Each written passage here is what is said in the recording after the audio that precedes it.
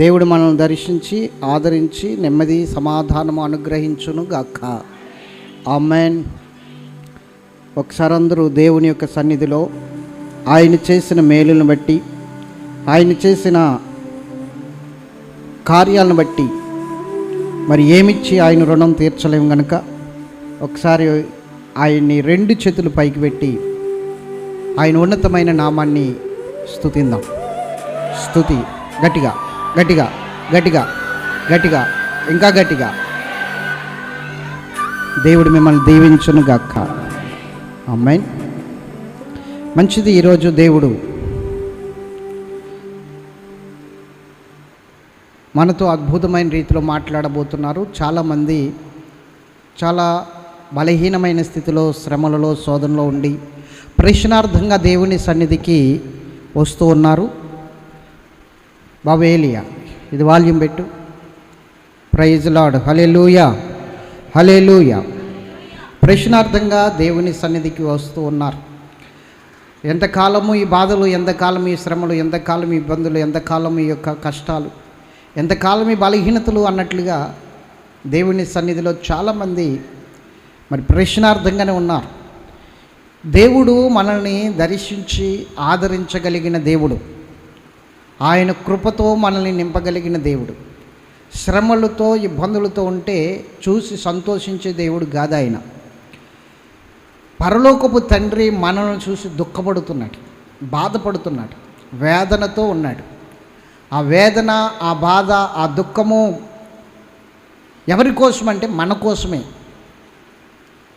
మనము దేవుని యొక్క సన్నిధిలో ఆశీర్వాదాలు పొందకుండా, దీవెనలు పొందకుండా మన ఇష్టమైన త్రోవల్లో మనం నడిచిపోతున్నాం. దేవునికి అనుకూలమైన భక్తి చేయకుండా కేవలము మనకు అనుకూలమైన భక్తి చేస్తూ దేవుణ్ణి దుఃఖపెడుతూ ఉన్నాం. అందుకనే దేవుని సన్నిధిలో మనము ఆశీర్వాదాలు చూడలేకపోతూ ఉన్నాం, దీవెనలు చూడలేకపోతూ ఉన్నాం. ఆయన ఇచ్చు ఆశీర్వాదాలు, ఆయన ఇచ్చు దీవెనలు మనం పొందుకోవాలి అంటే ఖచ్చితంగా దేవుడు మనల్ని దర్శించాలి. స్తోత్రం చెప్పండి. ఈరోజు ఎన్నో శోధనలతో ఇక్కడ ఉన్నవారు, ఎన్నో బాధలతో ఇక్కడ ఉన్నవారు, అన్ని విషయాల్లో కూడా తలదించుకుని బ్రతుకుతున్నవారు, తప్పు లేకపోయినా తప్పు నాదే అన్నట్లుగా, వారి కొరకు దేవుడు ఈరోజు మనందరితో మాట్లాడబోతున్నాడు. గట్టిగా చెబుదామా? ఈరోజు మనతో మాట్లాడబోయే అంశం, నా తల పైకెత్తు వాడవు నీవే. ఇది అంశం. చెప్పండి, ఎవరు మన తల పైకెత్తువాడెవరు? మనల్ని లేవనెత్తువాడెవరు? చెప్పాలి. మనల్ని దర్శించువాడెవరు? ఎస్.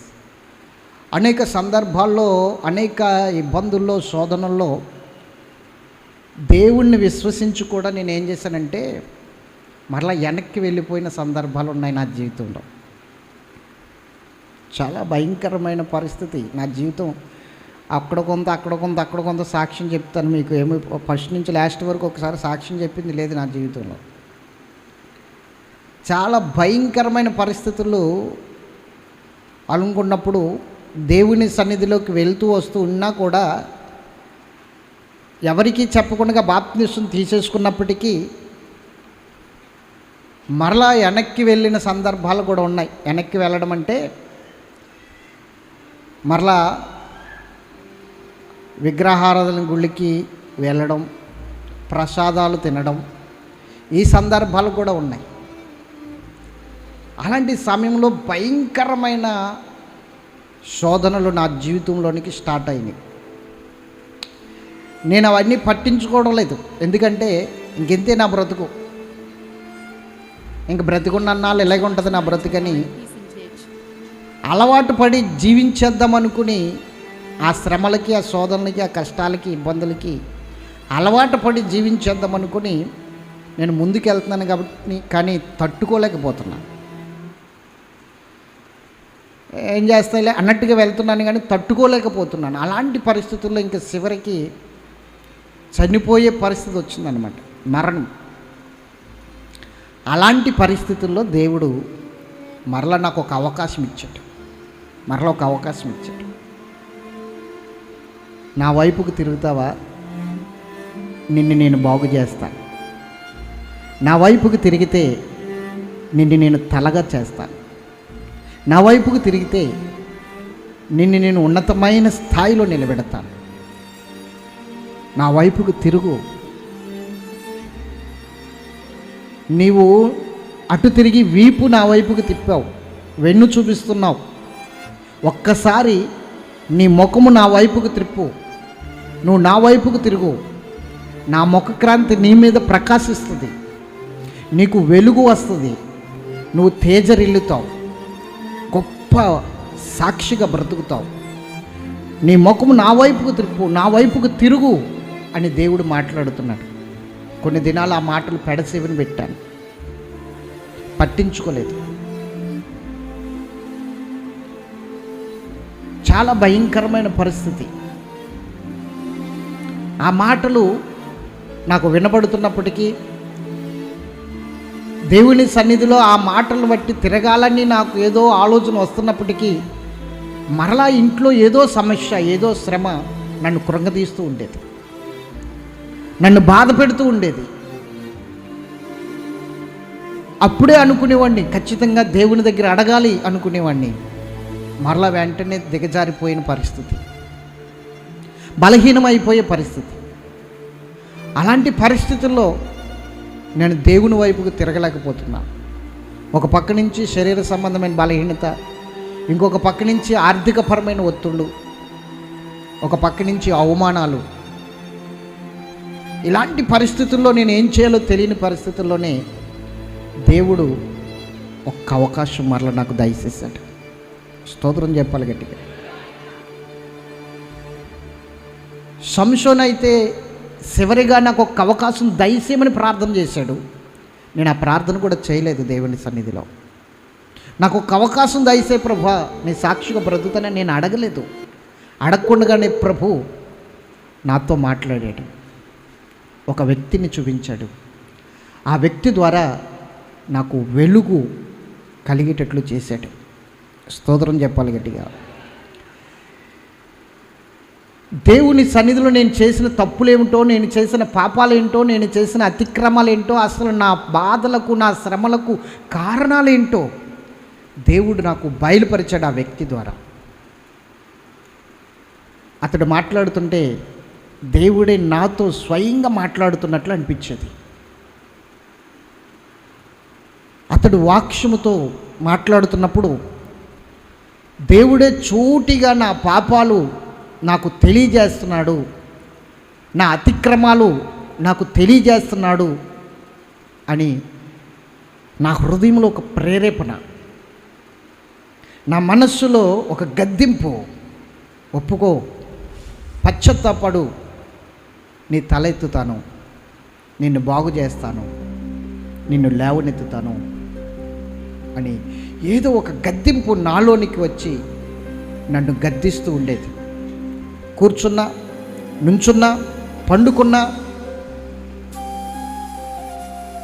ఏ పని చేస్తున్నా ఆ మాటలు నాలో ప్రతిధ్వనించేవి. మరలా మరలా మరలా మరలా మరలా అవే మాటలు వినబడుతూ ఉండేవి.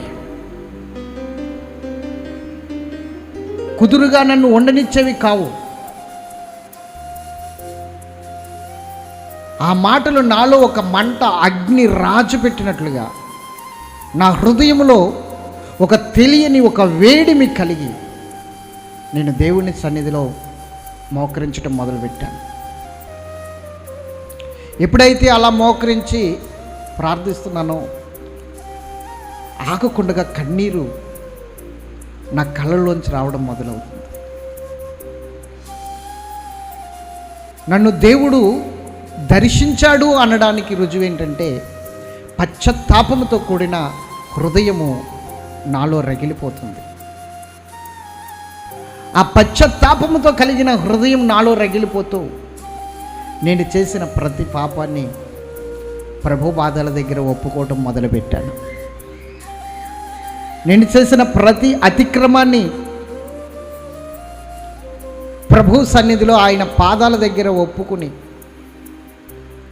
ఆయన పాదాలు పట్టుకుని ఏడవడం ప్రారంభించాను. ఎప్పుడైతే ఆయన పాదాల దగ్గర నేను ఏడుస్తూ ప్రార్థన చేయటం మొదలుపెట్టానో అప్పుడు ఆయన నాతో మాట్లాడటం మొదలుపెట్టారు. నా కుమారుడా, నిన్ను నేను తలగా చేయబోతున్నాను, నిన్ను నేను స్వస్థపరచబోతున్నాను, నిన్ను నేను నా యొక్క పనిముట్టిగా వాడుకోబోతున్నాను. నీకున్నవన్నీ అనగా నీ శ్రమలు, శోధనలు, నీ బలహీనతలు అన్నీ తొలగించి శోభాతిశయమైన రీతిలో నిన్ను నేను అనేక మందికి నిలబెట్టబోతున్నాను. నీ జీవితాన్ని ఒక ఉదాహరణగా అనేక మందికి మాదిరిగా ఉంచబోతున్నాను. నీ ప్రతి పాపమును నేను క్షమించేస్తున్నాను, నీ ప్రతి అతిక్రమాన్ని నేను క్షమించేస్తున్నాను. అయితే ఇంకెన్నడూను ఆ పాపము చేయకుండా నేను నువ్వు జాగ్రత్తగా చూసుకో అని మాట్లాడాడు దేవుడు. అందుకే నా జీవితంలో నేను ఏ పాపము నుండి క్షమించబడ్డానో, ఏ అతిక్రమము నుంచి క్షమించబడ్డానో, అటువంటి పాపము చేసిన వారిని చూసినప్పుడు, అటువంటి అతిక్రమాలకి గురవుతున్న వారిని చూసినప్పుడు నేను వారిని గద్దిస్తాను, హెచ్చరిస్తాను, మరలా వారిని క్షమిస్తాను. ఎందుకంటే అదే పాపము నుండి దేవుడు నన్ను క్షమించాడు కనుక నేను ఇతరులను క్షమించాలి. ఆ అతిక్రమము నుండి, ఆ పాపము నుండి నన్ను దేవుడు క్షమించి కడిగి పరిశుద్ధపరిచాడు కనుక నేను వారిని క్షమించి దేవుని వైపుకు వారిని తిప్పాలి, వారి మనసు మార్చాలి. అందుకనే నా పాపాలు క్షమించి నా అతిక్రమాలు తుడిచివేసిన దేవుడు వారి పాపాలు కూడా క్షమిస్తాడు, వారి అతిక్రమాలు కూడా తుడిచివేస్తాడన్న ఒక నమ్మకంతో వారిని ప్రేమతో హెచ్చరిస్తూ ఉంటాను, గద్దిస్తూ ఉంటాను. దేవుని సన్నిధిలో జాగ్రత్తగా వినండి. మన తల పైకెత్తబడాలి అంటే ఖచ్చితంగా మనము దేవుని సన్నిధిలో మన దోషాల్ని, మన పాపాలని, మన అతిక్రమాల్ని ఆయన పాదాల దగ్గర ఒప్పుకుని విడిచిపెట్టాలి. విడిచిపెట్టిన తర్వాత మరలా వాటి వైపుకు తిరగకూడదు. ఇంకా నేను వాటి వైపుకు తిరగకుండా నాకు కావలి ఉంచింది ఆయనే. ఆయన దండము, ఆయన దుడ్డికర్ర ఇప్పటికీ నన్ను ఆదరిస్తూనే ఉన్నాయి. బ్యాక్గ్రౌండ్ తగ్గించుకొని చెప్పు. ఇప్పటికీ నన్ను ఆయన దండము, దుడ్డికర్ర నన్ను ఆదరిస్తూనే ఉన్నాయి, నన్ను అభిషేకంలోనికి నడిపిస్తూనే ఉన్నాయి. ప్రతిరోజు నాకు నూతనముగా అభిషేకం వస్తూనే ఉంటుంది. ప్రతిరోజు ఆయన దగ్గర నుంచి నూతనమైన వాత్సల్యత నా మీద ఆయనకి పుడుతూనే ఉంటుంది. ప్రతిరోజు ఆయన నాతో మాట్లాడుతున్న ప్రతి మాట నూతనంగా ఉంటుంది. ఒకప్పుడు అది విన్నప్పటికీ, ఒకప్పుడు ఆ మాట నాతో మాట్లాడినప్పటికీ, మరలా అది మాట్లాడినప్పుడు అది నూతనంగా ఉంటుంది, చాలా కొత్తగా ఉంటుంది, చాలా అద్భుతంగా ఉంటుంది. ఎవరైతే దేవుని సన్నిధిలో హెచ్చించబడాలి, ఆశీర్వదించబడాలి, శాంతి సమాధానములతో, నెమ్మదితో మంచి జీవితం జీవించాలనుకుంటున్నారో వాళ్ళ జీవితంలో దేవుడు ఏముండాలనుకుంటున్నాడో తెలుసా? యథార్థత, నిర్దోషత్వము, పరిశుద్ధత, ప్రేమ, ఇవి ఆయన చూడాలనుకుంటున్నాడు నీ జీవితంలో. ఇవి ఆయన చూడాలనుకుంటున్నాడు నీ జీవితంలో. అందుకనే యేసుక్రీస్తు ప్రభువుని మనకెందుకు అప్పగించాడో తెలుసా? ఆయన ఎదుట మనల్ని నిర్దోషులుగా, పరిశుద్ధులుగా, నిష్కలంకులుగా ఆయన ఎదుట నిలబెట్టుకోవడానికి యేసుని, వాక్యాన్ని మనకు అప్పగించాడు ఆయన. వాక్యము, అందుకే వాక్యముని ఉదక స్నానము కూడా అందుకే ఆయన ఎదుట నిర్దోషులుగా నిలబెట్టుకోవడానికి కోసమే. యేసుక్రీస్తు ప్రభువు వారు కూడా సిలువ బలియోగం చేసింది అందుకే, తండ్రి ఎదుట మనల్ని నిర్దోషులుగా నిలబెట్టడం కొరకే. అది గమనించి, అది గుర్తించినప్పుడు ఖచ్చితంగా దేవుడు ఒక అద్భుతమైన జీవితాన్ని నీకు ఇస్తాడు, ఒక ఉన్నతమైన జీవితాన్ని నీకు ఇస్తాడు. తిరుగులేని జీవితం అది. ఇంకెన్నడూ కూడా వాటమి చూడని జీవితం, ఓటమి వస్తున్నట్లుగా ఉంటుంది, కష్టము వస్తున్నట్లుగా ఉంటుంది.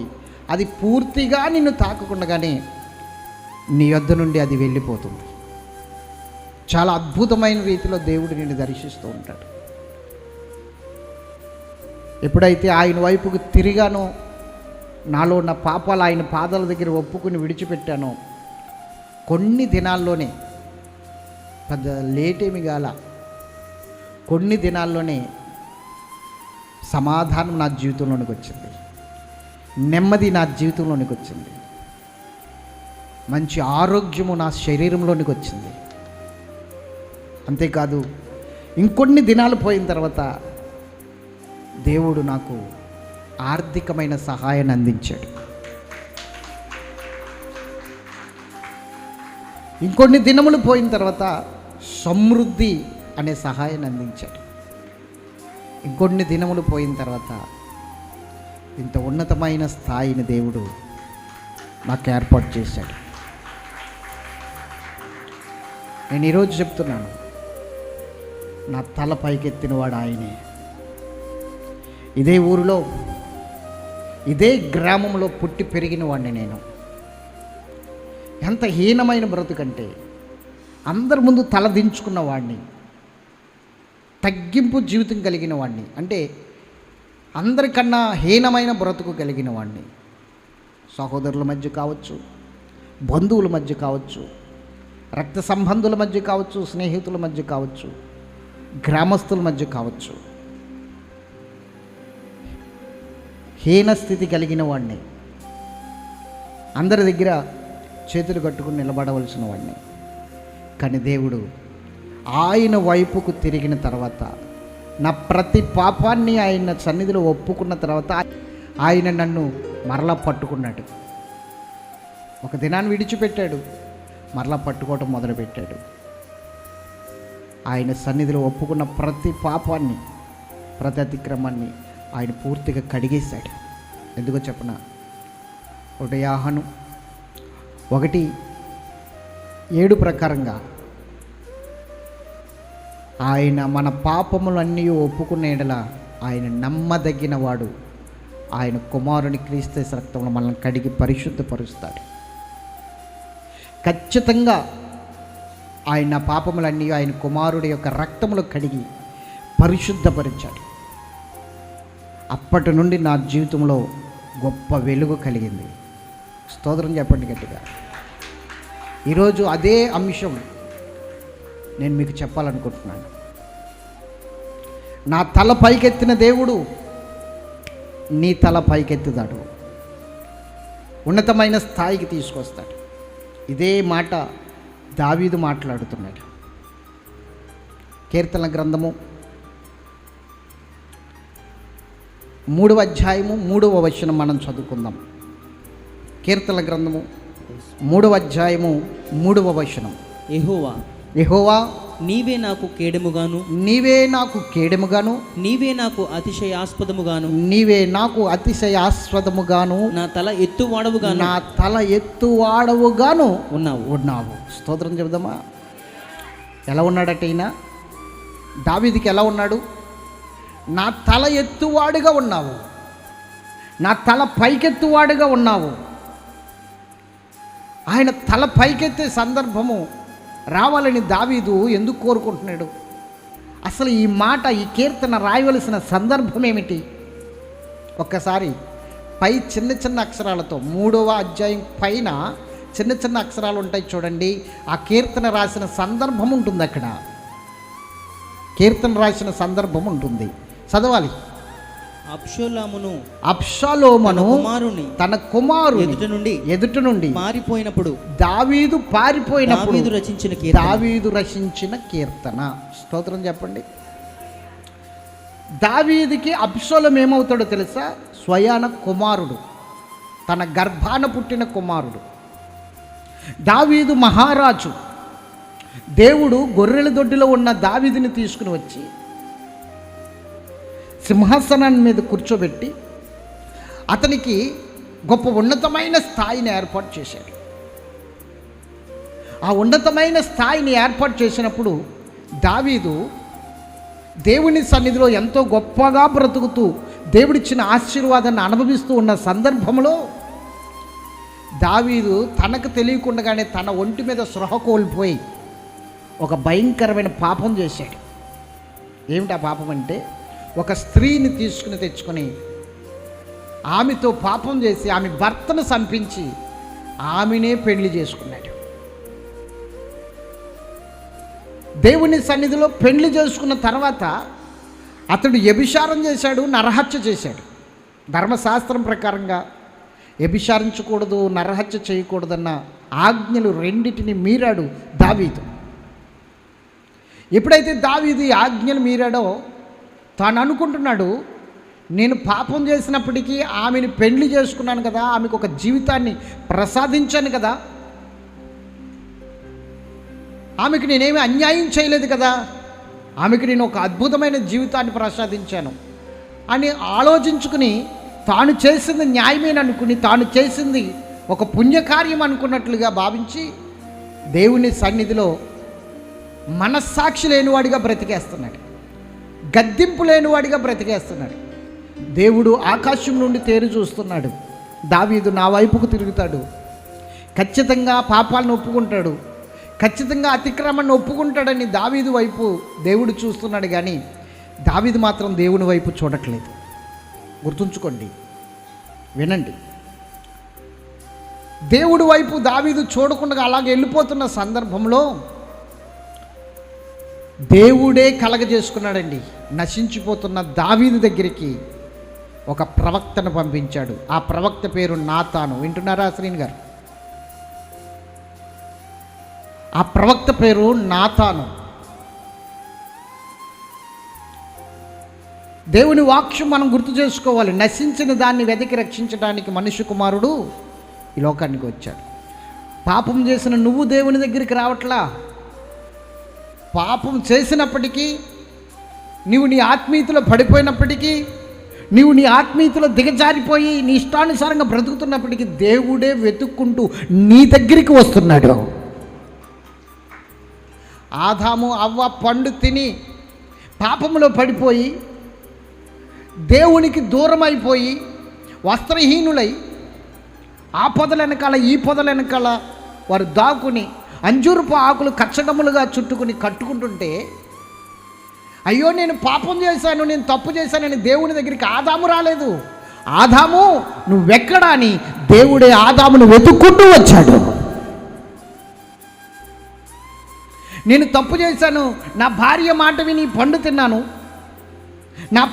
నేను దేవుని మహిమను కోల్పోయాను, పాపంలో పడిపోయాను, అయ్యో ప్రభువా నన్ను క్షమించని మోకాళ్ళేసి దేవుని దగ్గరికి వచ్చి అడిగింది లేదు ఆదాము.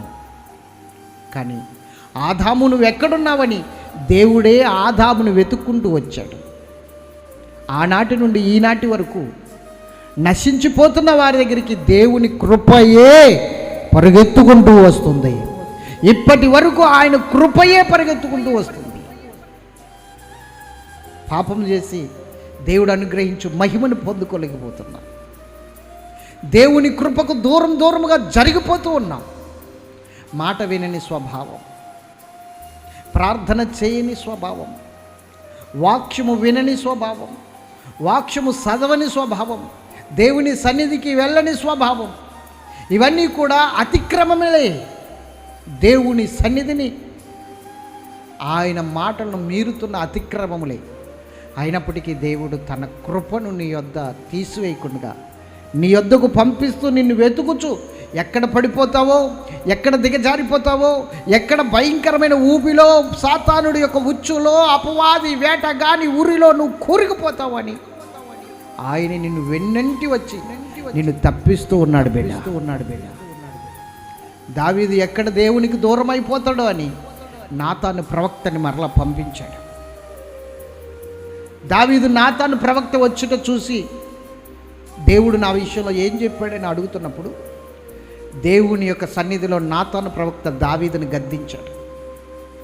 దావీదు మహారాజు, ఒక ఉన్నతమైన స్థాయిలో ఉన్నాడు దావీదు. కానీ ఒక గొంగలి కప్పుకుని ఏ ఆధారము లేకుండా దేవుడే ఆధారం అనుకున్న ఒక దైవజనుడు ఒక కర్ర పట్టుకుని ఒక గొంగలి కట్టుకుని మహారాజు ఎదురుగుండగా వెళ్ళి, మహారాజు కాదు చక్రవర్తి ఎదురుగుండగా వెళ్ళి నిలబడి, నువ్వు తప్పు చేశావు, నువ్వు మరణానికి పాత్రుడువు అని చెప్తున్నాడు. ఈరోజు కొంచెం ఆశీర్వాదం ఉంటే చాలు, కొంచెం దీవెన ఉంటే చాలు, కొంచెం ఉన్నతమైన పదవిలో ఉంటే, ఉన్నతమైన స్థాయిలో ఉంటే చాలు. దైవజనుడు ఏదైనా ఒక గద్దింపు వాక్యం చెప్తే ఆయన నన్ను ఎందుకు అనాలి, ఎందుకు తిట్టాలి, నేనేంటి, నా పరపతి ఏమిటి, వాడంతా, వాడు బ్రతికంతా అన్నట్లుగా మాట్లాడతాం మనం. కానీ దావీదు చక్రవర్తి, తలుసుకుంటే నాతాను ప్రవక్తని తీసుకెళ్ళి సరసాల్లో వేయగలదుడు, లేదా తల తీయించగలదుడు, అంత అధికారం కలిగిన వ్యక్తి. కానీ దావీదు వెంటనే అక్కడ కుప్పకూలిపోయి మోకాళ్ళు వేసి, అయ్యో నేను పాపం చేశాను అని ఒప్పుకుంటున్నాడు. దావీదు నేను పాపం చేశానని ఒప్పుకుంటున్నాడు. ఎప్పుడైతే దావీదు ఆ ఒప్పుకుంటున్నాడో దేవుడు అంటున్నాడు నాతాను ప్రవక్త ద్వారా, నువ్వు ఒప్పుకుంటున్నావు సరే, కానీ దీనికి శిక్ష మాత్రం అనుభవించి తీరాలి. దీనికి ఖచ్చితంగా నువ్వు శిక్ష అనుభవించాలి. ఎందుకంటే పాపాలు ఒప్పుకున్నంత మాత్రాన శిక్ష రాకుండా పోదు, ఖచ్చితంగా శిక్ష వస్తుంది. కానీ అధికముగా రాదు, కడగడానికి అంతంత మాత్రంగా వస్తుంది శిక్ష, అంతంత మాత్రంగా వస్తుంది. దావీదు తప్పు చేసినప్పటికీ, పాపం చేశానని ఒప్పుకున్నప్పటికీ దావీదుకి నాతాను ప్రవక్త చెప్తున్న మాట ఏంటో చూద్దాం. 2 సమూయేలు గ్రంథము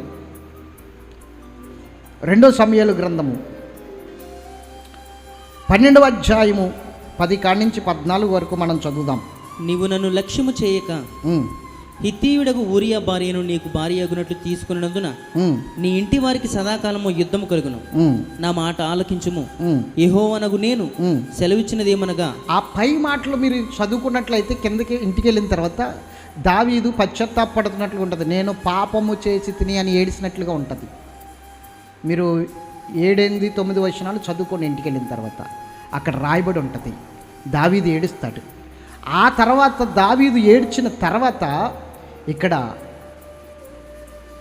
దావీదుతో నాతాను ప్రవక్త మాట్లాడుతున్నాడు. ఏమని మాట్లాడుతున్నాడో చూద్దాం, చదవండి. నేను సెలవిచ్చినదేమనగా, నేను సెలవిస్తున్నది ఏంటంటే, నీ ఇంటి వారి మూలమున, నీ ఇంటి వారి మూలముగాను నేను నీకు అపాయం పుట్టింతును. ఏమంటున్నాడు? ఒప్పుకున్నాడు, పాపం చేశానని ఒప్పుకున్నాడు, పశ్చాత్తాపడ్డాడు. అమ్మ వింటున్నారా? వినాలి. పశ్చాత్తాపడ్డాడు, ఉపవాస ప్రార్థన చేశాడు 7 రోజులు. కానీ ప్రాయశ్చిత్తం చేయబడాలి కదా, ప్రాయశ్చిత్తం చేయబడాలి కదా. శోధన ఖచ్చితంగా అనుభవించి తీరాలి ఎవరైనా సరే. అప్పుడే కడగబడతాం మనం. దాన్ని ఏమంటారంటే శిక్షా ఫలం అంటారు. ఏమంటారు? తండ్రి శిక్షను తృణీకరించకూడదు, శిక్షాఫలం ఉండాలి, ఖచ్చితంగా శిక్షాఫలం ఉండాలి. ఖచ్చితంగా దావీదుతో మాట్లాడుతున్నాడు, నీ ఇంటి వారితోనే నీకు అపాయము కలగజేస్తానంటున్నాడు. స్తోత్రం చెప్పండి గట్టిగా. నీ ఇంటి వారితోనే నీకు అపాయం కలగజేస్తానన్నాడు. ఎవరు అతని ఇంటి వారంటే అబ్షాలోం, తన కుమారుడు. రాజు స్థిరపడ్డాడు, స్థిరమైన ఆశీర్వాదం వచ్చింది. రాజు అంత బలవంతుడు తెలుసండి దావీదు రాజు. 6 మూరల జానుడున్న బలాఢ్యుడైన గొల్యాతిని ఒక్క రాడుతో చంపేశాడు బాలుడుగా ఉన్నప్పుడే యుద్ధవీరుడు అతను. మూతి మీద మేసం రాకుండగానే ఒక యుద్ధవీరుణ్ణి చంపిన వ్యక్తి దావీదు. యుద్ధం భూమిలో గనక వెళ్తే శత్రువులు గడగడలాడవలసిందే, శత్రువులు తోక ముడుచుకుని పారిపోవలసిందే, లేదంటే ప్రాణాలు విడిచి వెళ్ళవలసిందే, భూమిని విడవలసిందే.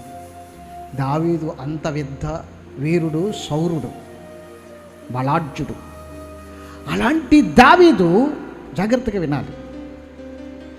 కుమారుడు అబ్షాలోము తరిమితే ఏం తరిమాడు? రాజ్యమంతటిని తన వశం చేసుకోవాలని, ఇజ్రాయేల్ ప్రజల్ని తన వైపుకు త్రిప్పుకుని దావీదు మీద తిరుగుబాటు ప్రకటించాడు. మంత్రులందరూ కూడా అబ్షాలోము వైపుకు తిరిగితే దావీదు మీద అవిశ్వాస తీర్మానం ప్రకటించాడు అబ్షాలోము. ఎప్పుడైతే తిరగబడ్డారో, ఎప్పుడైతే అవిశ్వాస తీర్మానం ప్రకటించాడో దావీదు వెంటనే ఏమన్నాడో తెలుసా? చూడండి 2 సమూయేలు గ్రంథము 15వ అధ్యాయము 13వ వచనం. 2 సమూయేలు గ్రంథము 15వ అధ్యాయము 13వ వచనం.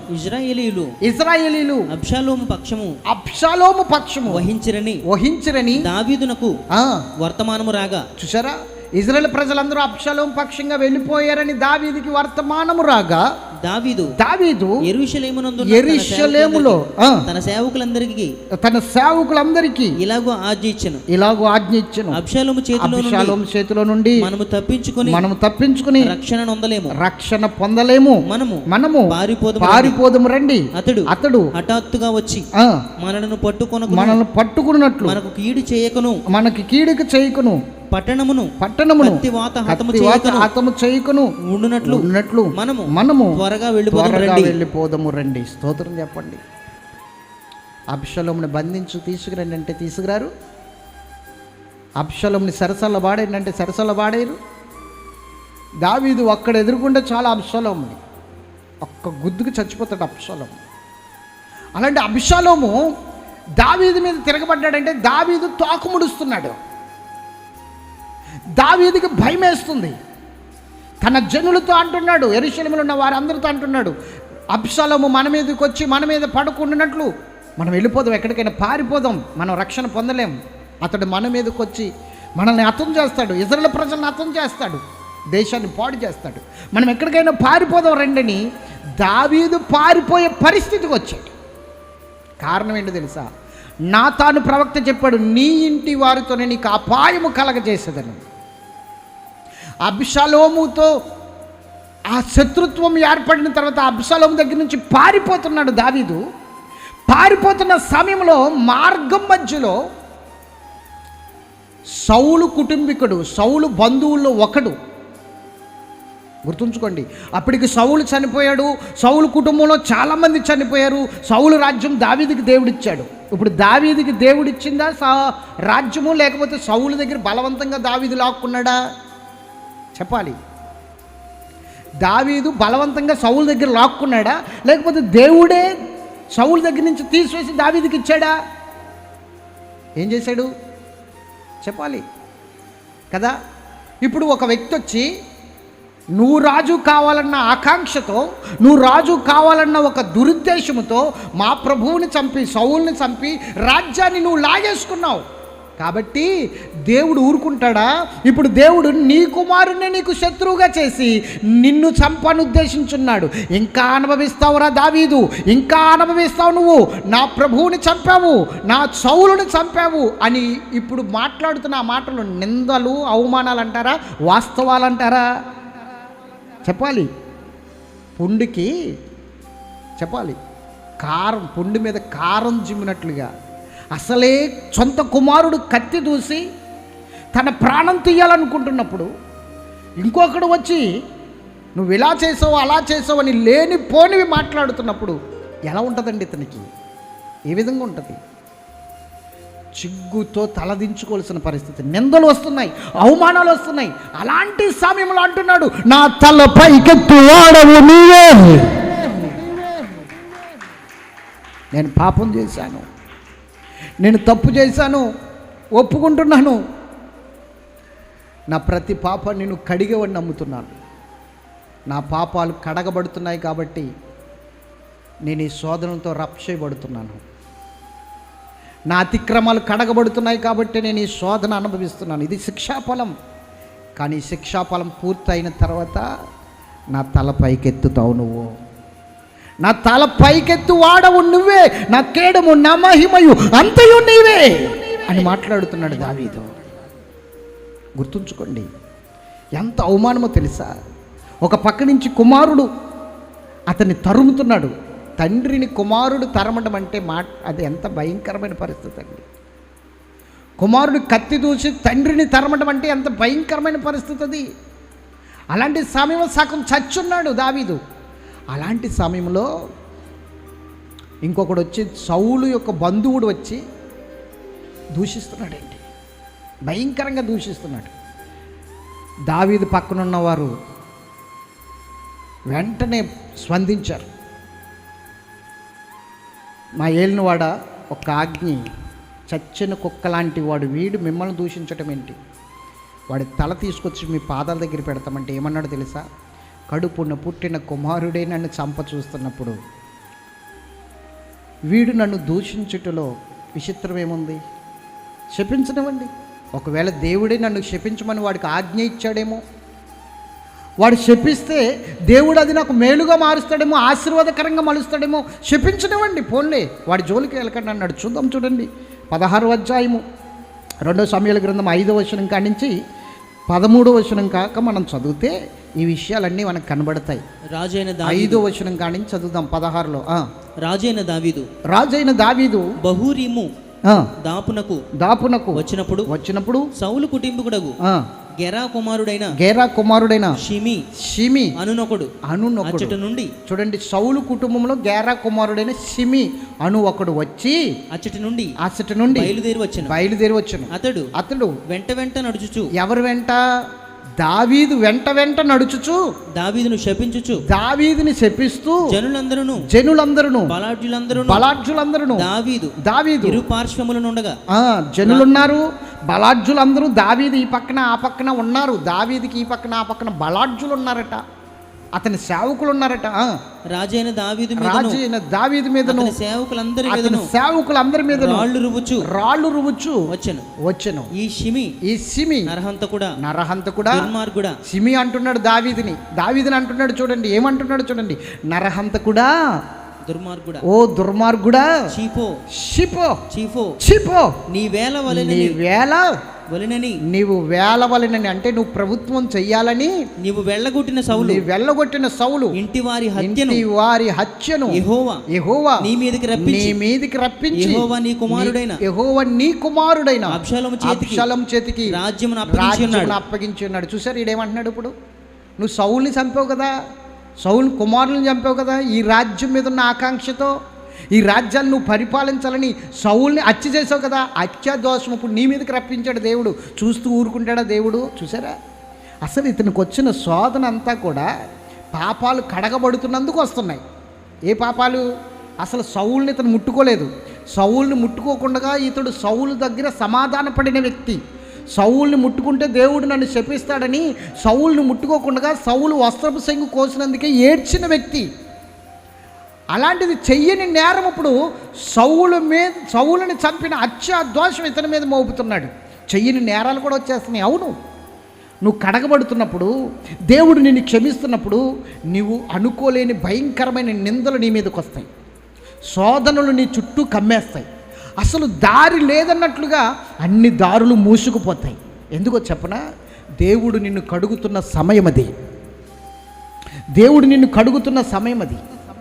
దేవుడు నిన్ను దర్శించిన సమయం అది. ఎందుకంటే నువ్వు పాపక్షమాపణ పొందావు, అపరాధముల నుండి దేవుని దగ్గర ఒప్పుకుని అపరాధముల నుండి విడుదల పొందావు. కాబట్టి ఇప్పుడు ఏం చేస్తున్నాడంటే ఆ పాపాల నిమిత్తం వచ్చిన శోధన చిన్నగా నీ మీదకి తీసుకొచ్చి నిన్ను శిక్షాఫలంలో కడిగేస్తున్నాడు దేవుడు. శిక్షాఫలం అంటారు దీన్ని. ఏమంటారు? తీయండి, ఎబ్రీ పత్రిక 12వ అధ్యాయం 7వ వచనం ఒక్కసారి చదవండి. ఎబ్రీ పత్రిక 12:7 ఒక్కసారి చదవాలి దయచేసి. శిక్షాఫలము పొందుటకై, చూడండి, ఏం పొందడానికి బిడ్డలారా, ఏం పొందడానికి? శిక్షాఫలము పొందడానికి మీరు సహించుచున్నారు. అది ఇప్పుడు చెప్పండి, ఇన్ని నిందలు ఎందుకు సహిస్తున్నావు నువ్వు? ఇన్ని అవమానాలు ఎందుకు సహిస్తున్నావు నువ్వు? దావీదు ఎందుకు సహిస్తున్నాడు? నువ్వెందుకు సహిస్తున్నావు? శిక్షాఫలము పొందడానికే. ఇది శిక్షాఫలం. ఆత్మఫలము అనండి 11 ఫలాలు, 9 ఫలాలు కాదు. చాలామంది 9 ఫలాలే చెప్తారు. ఆత్మఫలము ప్రేమ చెప్పాలి. ఆత్మఫలం ఏమనగా ప్రేమ, సమాధానము, శాంతి, సాత్వికము చెప్పాలి, సంతోషము, దయాళత్వము, మంచితనము, ఆశానిగ్రహము. 9 అయితే కనుమ 3 ఏంటో చెప్పన? శిక్షాఫలము, వెలుగు ఫలము, జిహ్వా ఫలము, మొత్తం 11. ఇవి అనుభవిస్తేనే నువ్వు ఆత్మపూరుడిగా తల ఎత్తబడిన వాడిగా ఉంటావు. ఇప్పుడు తల ఎత్తువాడిగా ఉండాలి అంటే శిక్షాఫలము పొందడానికే మీరు సహించుచున్నారు. ఎందుకండి ఇన్ని శ్రమలు నాకు, ఎందుకండి ఇన్ని కష్టాలు, అసలు అనుకోకుండానే నా మీదకి ఎందుకు వచ్చి పడుతున్నాయండి నిందలన్నీ, నేనేం చేసినా అది ఎందుకు రాణించట్లేదు, నేనేం చేసినా ఎందుకు ఫలించట్లేదు, ఎందుకని నా విషయంలో ఇంత భయంకరమైన శోధనలు వస్తున్నాయి అని నువ్వు అడుగుతున్నావా? శిక్షా ఫలము పొందడానికి నువ్వు సహిస్తున్నావు బిడ్డ. నీ తల పైకెత్తు రోజు రాబోతుంది, త్వరలోనే రాబోతుంది నీ తల పైకెత్తబడే రోజు. శిక్షాఫలం ఇది. చదువు నాన్న కిందకి. దేవుడు కుమారులనుగా మిమ్మల్ని చూచుచున్నాడు. దేవుడు కుమారులుగా మిమ్మల్ని చూస్తున్నాడు. తండ్రి శిక్షింపని కుమారుడెవడు? తండ్రి శిక్షించని కుమారుడెవడు? కుమారులైన వారందరూ శిక్షలో పాలు పొందుచున్నారు. కుమారుడుగా ఉండాలనుకుంటున్నావా? దేవునికి నువ్వు కుమార్తెగా ఉండాలనుకుంటున్నావా? అయితే శిక్షలో పాలు పొందాలి నువ్వు. కుమారులైన వారందరూ, కుమార్తెలైన వారందరూ శిక్షలో పాలు పొందుచున్నారు. మీరు పొందని ఎడల దుర్బేజులే గాని కుమారులు కారు. నువ్వు దేవుని కుమారుడుగా ఉండాలనుకుంటున్నావా? దేవుని కుమార్తెగా ఉండాలనుకుంటున్నావా? అయితే దేవుడు నిన్ను శిక్షా ఫలంలోనికి తీసుకొచ్చాడు. ఇప్పుడు దావీదు అనుభవిస్తున్నది అదే. ఒక పక్క నుంచి కొడుకు కత్తి దూసి తరుముతూ ఉన్నాడు, ఇంకొక పక్క నుంచి సిమి కేరా కుమారుడు సౌలు కుటుంబంలో ఒకడు వచ్చి లేనిపోని నిందలు వేస్తున్నాడు. పైగా రాళ్ళు రువతమే కాదు, తిట్టడమే కాదు, దుమ్మెత్తి పోసేస్తున్నాడు. శపించబడతావు నువ్వు. ఖచ్చితంగా ఆ శాపం నీ మీదకి వస్తుంది. ఆ యొక్క సౌలు మరణము శాపం నీ మీదకి వస్తుంది. ఆ దండని నీ మీదకి వస్తుందని దుమ్ము తీసి అతని మీదకి ఎత్తిపోస్తున్నాడు. దుమ్మెత్తిపోయటం అంటారు దాన్ని. కిందకి చదవండి, 16 అధ్యాయంలోకి రండి. సమూయేలు గ్రంథము, 2వ సమూయేలు గ్రంథము 16 అధ్యాయము చదవాలి. 9వ వచనం.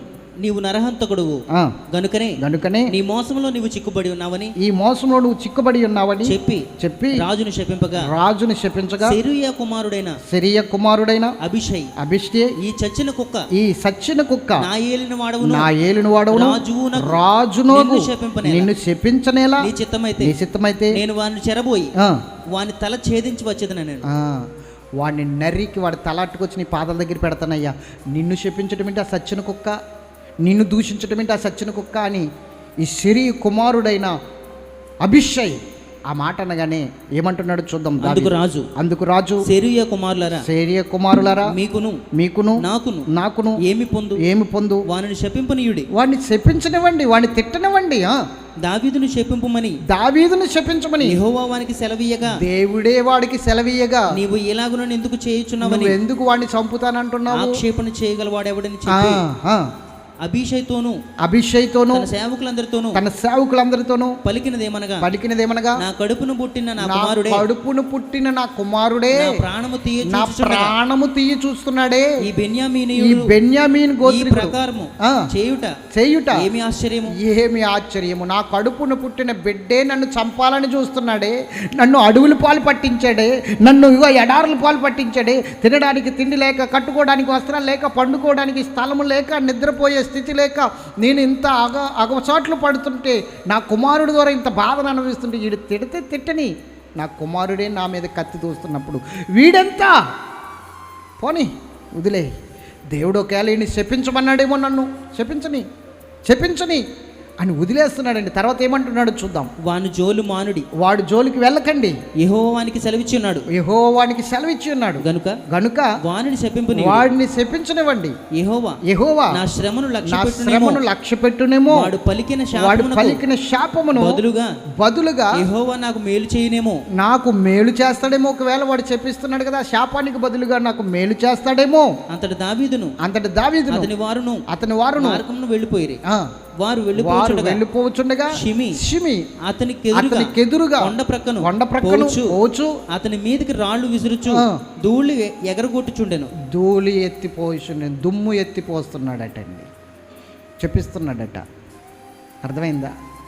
మనం అంటాం కదా, ఎవరైనా ఏదైనా తప్పు చేస్తే దుమ్మెత్తిపోస్తారా ప్రజలకు తెలిస్తే అంటారు. అలా చేస్తున్నాడు ఇప్పుడు ఈ సిమి. ఎంత దారుణమో చూడండి. దావీదు మహారాజు అంతఃపురంలో ఉండవలసిన వాడు కొండల మీదకి తిరుగుతున్నాడు, లోయల్లో తిరుగుతున్నాడు, ప్రాణభయంతో పారిపోతున్నాడు. కారణం ఏంటో తెలుసా? తన కుమారుడు ద్వారా. కారణం ఏంటో తెలుసా? కడగబడుతున్నాడు. అప్పుడు తరమబడుతున్నప్పుడు చేసిన ప్రార్థనే ఏమని తెలుసా? నా తల పైకెత్తు వాడవు నీవే. ఏదో ఒక రోజున నా తల పైకెత్తుతావు నాయన, ఖచ్చితంగా నా తల పైకెత్తు వాడవు నీవే అని ప్రార్థన చేస్తున్నాడు. ఆ కీర్తన అప్పుడే కట్టాడు ఆ కీర్తన. అబ్షాలోము తరుముతున్నప్పుడు. దేవుని బిడ్డలారా, జాగ్రత్త. ఈరోజు దేవుడు నీతో, నాతో, మనందరితో మాట్లాడుతున్నాడు. నువ్వు శ్రమలో ఉన్నావా? కష్టంలో ఉన్నావా? శోధన అనుభవిస్తున్నావా? అయిన వారితోనే నిందలు అనుభవిస్తున్నావా? కుటుంబ సభ్యులతోనే తరమబడుతున్నావా? నీ వారే నిన్ను తరుముతూ, నీ వారే నిన్ను వేలడ చేస్తూ, అవమానపరుస్తూ, దూషిస్తూ, నా కడుపును పుట్టలేదని నీ తండ్రే నిన్ను వెలిచేసినట్లుగా వెలిచూపుతో నిన్ను చూస్తున్నాడా? అయితే ఈరోజు ప్రభు సన్నిధిలో నువ్వు ఒక్క మాట చెప్పు. ఎవరు ఏమనుకున్నా ఒకరోజు నా తండ్రి నా తల పైకెత్తబోతున్నాడు, నన్ను హెచ్చించబోతున్నాడు, నన్ను లేవనెత్తబోతున్నాడు. దావీదు కృంగిపోలేదు. దావీదు ఆ శిక్షను అనుభవించడానికి స్వీకరించాడు. ఆ శిక్షను తృణీకరించలేదు. ఆ శిక్షను ఆహ్వానించాడు. తన జీవితంలోనికి ఆహ్వానించి ఆ శిక్షకు తల ఉంచాడు. ఆ శిక్షను అనుభవిస్తున్నాడు. శపిస్తున్న వాడి మీద కూడా కోప్పడకుండా ఆ శాపాలు దీవెనలుగా మారుస్తాడేమో దేవుడని ఒక నిరీక్షణతో చూస్తున్నాడు. కారణం ఏంటో తెలుసా? నా తల పైకెత్తువాడు దేవుడే. నన్ను కడుగుతున్నాడు, ఒక రోజున తల పైకెత్తుతాడు. నేను తల దించుకోను. ఈరోజు నువ్వు శ్రమల్లో ఉండి నిట్టూర్పులు విడుస్తున్నావేమో. ఇంకా నా బ్రతికెందుకు, నా పరిస్థితి ఇలాగ అయిపోయింది, నేను బ్రతికి ఎవరిని ఉద్ధరించాలి, ఎవరికి ఉపయోగం లేదు నా ద్వారా, దేనికి ఉపయోగం లేదు నా ద్వారా, అందరూ నన్ను చేయి విడిచిపెట్టేశారని నువ్వు అనుకుని బాధపడుతున్నావేమో. కడగబడుతున్న దినాలు శిక్షా ఫలము అనుభవిస్తున్నావు నువ్వు. ఒక్కరోజు నీ తల పైకెత్తి నీ చెయ్యి పట్టుకుని నిన్ను హెచ్చించి ఉన్నతమైన వెలుగులో నిన్ను నిలబెట్టబోతున్నాడు దేవుడు. లెమ్ము తేజరిల్లుము, నీకు వెలుగు వచ్చిందని దేవుడు నీకు చెప్తూ ఉన్నాడు. ఒకరోజు పాపాలు ఒప్పుకున్న తర్వాత కడగబడిన నన్ను దేవుడు ఒకరోజు తల పైకెత్తి ఏ విధంగా అయితే నిలబెట్టాడో, దావీదుని ఏ విధంగా అయితే కడగబడిన తర్వాత తల పైకెత్తి నిలబెట్టాడో, అదే విధముగా నిన్ను ఒకరోజు నిలబెట్టబోతున్నాడు నా తండ్రి. అది రేపే కావచ్చు, ఈరోజే కావచ్చు, మరలా వారం కావచ్చు. ఖచ్చితంగా నువ్వు హెచ్చించబడతావు, ఖచ్చితంగా నువ్వు దీవించబడతావు, ఖచ్చితంగా నువ్వు ఆశీర్వదించబడతావు. ఖచ్చితంగా అనేక మందికి ఒక ఉన్నతమైన స్థాయిని కలిగించే వ్యక్తిగా నువ్వు నిలబడబోతున్నావు. తల ఎత్తబోతున్నాడు నా తండ్రి, తల ఎత్తబోతున్నాడు. నా తల ఎత్తువాడవు నీవే అని చెప్పు, గర్వంగా చెప్పు, అతిశయముతో చెప్పు. నా తల ఎత్తువాడవు నీవే అని అతిశయపడుతూ చెప్పు. ఈరోజు దుఃఖము రేపుండదు, ఈరోజు కన్నీరు రేపుండదు, ఈరోజు వేదన రేపుండదు, ఈరోజు ఆ బాధ, ఆ బలహీనత, ఆ నింద, అవమానం రేపు ఉండదని దేవుడు మాట్లాడుతున్నాడు. నీ భర్తే నేను అవమానపరిచినప్పటికీ, నేను విడిచిపెట్టినప్పటికీ, నీ అత్తింటి వారు కావచ్చు, నీ పుట్టింటి వారు కావచ్చు, నీ చెయ్యి విడిచిపెట్టారని బాధపడకు సహోదరి, సహోదరుడా. రేపు నీ తల పైకెత్తి ఎక్కడ సిగ్గో, ఎక్కడ అవమానమో, ఎక్కడ వేలనో అక్కడే నిన్ను ధన్యురాలుగా, ధన్యుడిగా నిలబెట్టబోతున్నారు. అవమానపరిచిన వారు, వేలన చేసిన వారు, దూషించిన వారు వచ్చి నన్ను క్షమించని నీ చేతులు పట్టుకుని అడిగే రోజు రేపే రాబోతుందేమో. ఎవరికి తెలుసు? రాబోతుంది ఆ రోజు. ఖచ్చితంగా నీ జీవితంలోనికి రాబోతుంది ఆ రోజు. వస్తుంది ఆ రోజు నీ జీవితంలోనికి. ఆ రోజు నువ్వు ఈ మాటలు జ్ఞాపకం చేసుకో, దేవుడు నిన్ను దీవిస్తాడు. దైవజనుడి ద్వారా మాట్లాడిన రోజు వచ్చింది అని ఆ రోజు ఈ మాటలు జ్ఞాపకం చేసుకో. ఖచ్చితంగా ఈరోజు ఇంటికి వెళ్ళేసరికి శుభవర్తమానం వినొచ్చు. నువ్వు ఈరోజు ఇంటికి వెళ్ళేసరికి నీ వారు నిన్ను వెతుక్కుంటూ రావచ్చు. పదా ఇంటికి వెళ్ళిపోదామని నిన్ను తన ఇంటికి తీసుకుని వెళ్ళిపోవచ్చు. చెప్పలేం. ఆ రోజు త్వరలోనే రాబోతుంది. అతిశయముతో చెప్పు, ఆ రోజు నా తల పైకెత్తువాడవు నీవే అని. నా తల పైకెత్తువాడవు నీవే అని అతిశయంతో చెప్పు. నా తల పైకెత్తువాడవు నీవే. స్తోత్రం చెప్పాలి. హల్లెలూయా. తండ్రివి తండ్రివి, నా తల ఎత్తువాడవు నీవే. తండ్రివి తండ్రివి, నా తల ఎత్తువాడవు నీవే. కేడెము నీవే, మహిమయు నీవే, తల ఎత్తు వాడవు నీవే. కేడెము నీవే, మహిమయు నీవే, తల ఎత్తు వాడవు నీవే. నా తల ఎత్తు వాడవు నీవే. నా తల ఎత్తు వాడవు నీవే.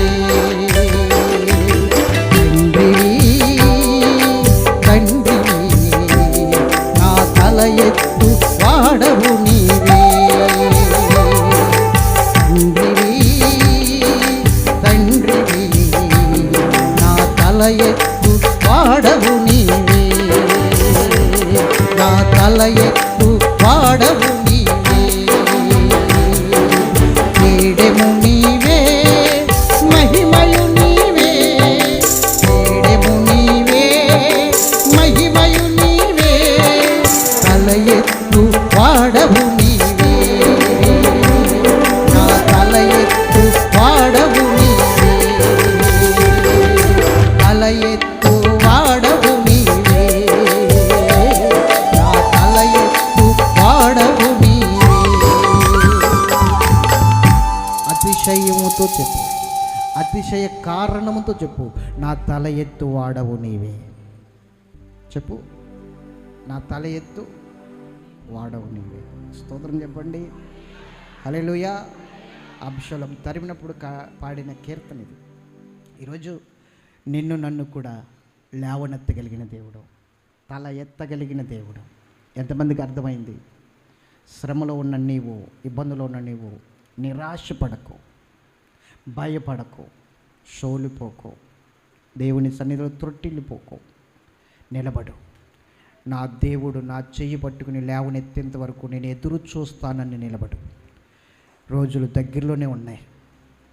నీ అవమానాలు, దుఃఖాలు తొలగిపోయే రోజులు, నీ దుఃఖ దినములు సమాప్తమైపోయే రోజులు దగ్గరగానే ఉన్నాయి. నువ్వు నిరీక్షణతో చూడు, కనిపెట్టు. ఖచ్చితంగా దేవుడు నిన్ను ఆశీర్వదించబోతున్నాడు, నిన్ను దీవించబోతున్నాడు. అందరూ ఒక్కసారి చెప్పండి, నా తల ఎత్తువాడవు నీవే. చెప్పాలి. ఈ దుఃఖములో, ఈ వేదనలో, ఈ శ్రమలో, ఈ నిందలలో, అవమానములో నా తల ఎత్తువాడవు నీవే. నా తల ఎత్తువాడవు నీవే. దేవుడి మాటలు తన వెనుకడలో దీవించును గాక. ఆమేన్.